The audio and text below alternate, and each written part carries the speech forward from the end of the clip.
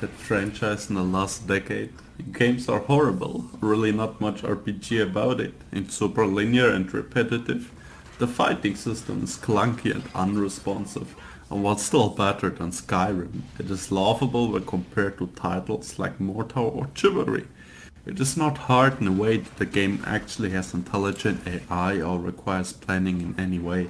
What makes it hard is again the clunky combat and the bosses that rely on pattern learning instead of reaction time.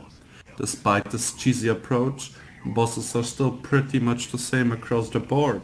You just roll around until they're in their vulnerable phase and then attack the shit out of them until they start swinging again. Repeat that for some minutes and you've got all your boss fights in a nutshell. And that's it. That's the game. Normal enemies are really just boring trash that are just there for the sake of being there.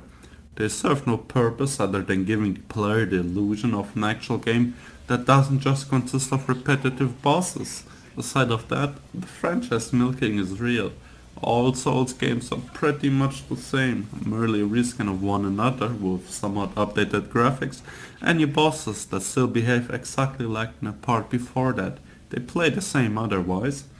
The whole franchise really is targeted towards children that touch stories about hard games from their older siblings or parents. They want to be part of that as well, but fail to realize that games back then weren't hard for the sake of being hard while relying on cheesy tactics to achieve that. Instead, they were hard because they required planning, thinking, had smart AI, and required reaction time and timing instead of solely relying on pattern learning.